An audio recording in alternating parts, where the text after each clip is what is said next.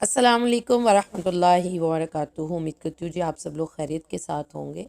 आज हम लोग बात करने वाले हैं नारंगी के छिलकों की अफादियत के बारे में। नारंगी का जो छिलका होता है ये अपने फल से भी ज़्यादा अफादियत रखता है। कुदरत का एक कानून है कि कुदरत ने किसी भी चीज़ को बेकार और बेफ़ायदा जो है वो तो पैदा किया ही नहीं है। फल जितने सेहत बख्श होते हैं उनके छिलके भी उतने ही ज़्यादा सेहत अफ़ज़ा होते हैं।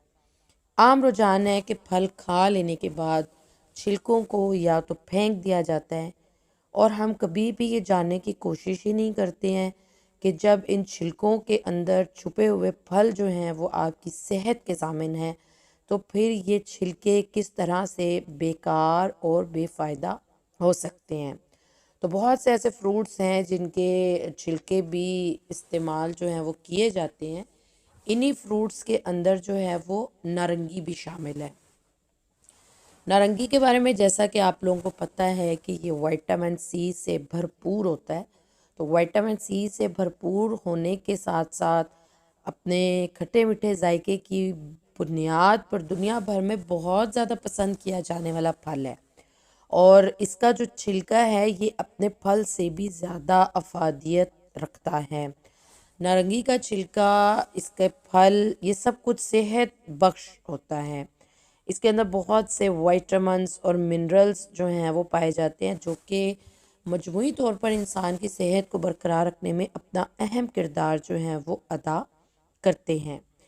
इस सेहतबख्श छिलके का जो इस्तेमाल है कई किस्म के मोज़ी अमराज, जिसके अंदर स्पेशली कल्ब के आर्जा यानी दिल की प्रॉब्लम्स, डायबिटिक, कैंसर, इन तमाम तर बीमारियों से जो है ये तहफ़्फ़ुज़ फ़राहम करता है। साथ ही साथ में ये नज़र के लिए बहुत अच्छा होता है। निज़ाम इंहिज़ाम को बेहतर बनाने में ये मददगार साबित हो सकता है। इसके अलावा जहाँ तक हम लोग ब्यूटी के बारे में बात करें तो आपकी जिल्द की हिफाजत के लिए ये बहुत ही बेहतरीन चीज़ है।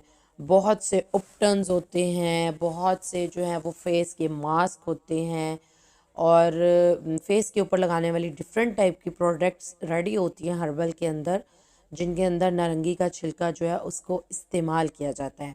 तो ये आपकी जिल्द की हिफाजत के लिए, आपके दांतों की चमक दमक को बढ़ाने में भी इसका कोई भी सानी नहीं है।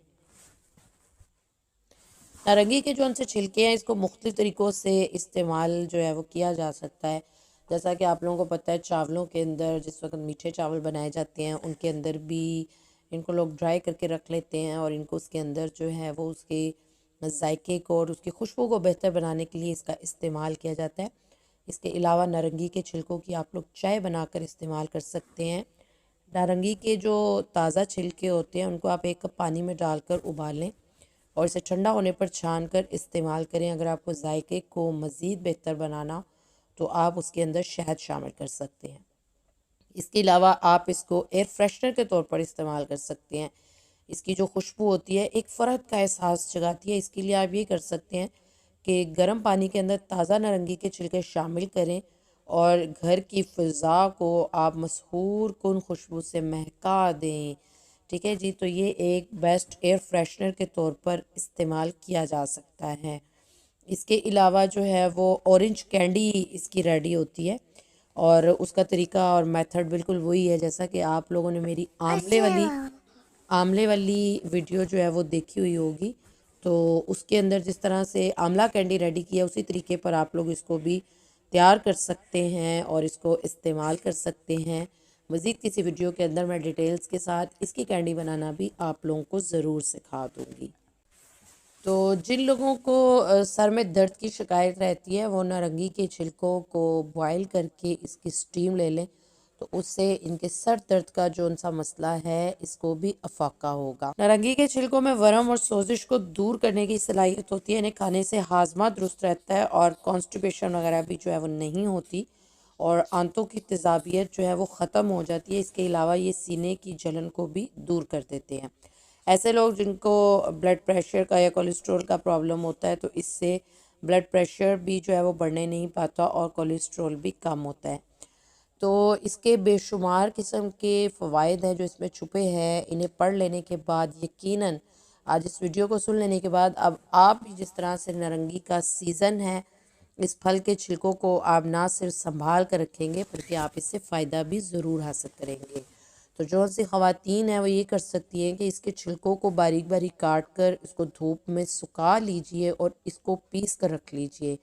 ये पाउडर की सूरत में आपके पास महफूज हो जाएगा। आप रोज़ाना इसे चेहरे का मसाज करें। ऐसा करने से आपके चेहरे की जिल्द जो है वो नरम मुलायम भी होगी। और बहुत से लोग जो कि सन ब्लॉक वगैरह यूज़ करते हैं कि सूरज की शुआएं जो हैं वो भी आपके रंग को मुतासिर ना करें, तो इसके मसाज से आपको ये फ़ायदा भी हासिल हो सकता है। इसके अलावा नारंगी के छिलकों का पाउडर आप इस पानी में मिलाएं और उसके अंदर चंद कतरे लेमन के शामिल कर लीजिए। इसको आप एज आ मास्क अपने चेहरे पर अप्लाई कीजिए। ऐसा करने से आपकी जिल्द जो है वो कुदरती तौर पर रोशन भी होगी, चमकदार भी हो जाएगी। और इसके अलावा अगर आपकी जिल्द पर कोई इन्फेक्शन वगैरह हो जाए तो नारंगी के छिलकों का जो पाउडर है आप उस मुतासरा हिस्से पर लगाएं, उससे आपका इन्फेक्शन जो है वो भी दूर हो जाएगा। इसके अलावा अगर आप लोगों के चेहरे पर मुहासे हो जाएं तो उनको दूर करने के लिए आप ये कर सकते हैं कि नारंगी के छिलकों का जो सा सफ़ूफ़ है 2 चम्मच इसका सफ़ूफ़ शामिल कीजिए।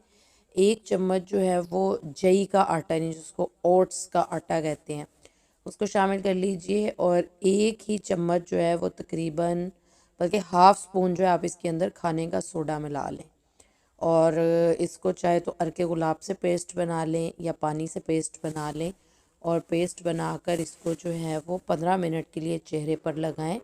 उसके बाद जो है वो ठंडे पानी से इसको धो देना है।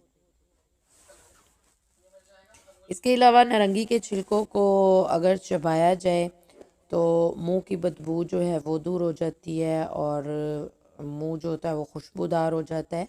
मज़ीद अच्छी से अच्छी वीडियोस के लिए मेरे चैनल को सब्सक्राइब करना मत भूलिए। अगर वीडियो अच्छी लगे तो लाइक करें, शेयर करें और बेल आइकॉन को प्रेस कर लीजिए ताकि नई से नई आने वाली वीडियोस मिलती रहें। दुआ में याद रखिए। अस्सलाम वालेकुम वरहमतुल्लाहि वबरकातुहू।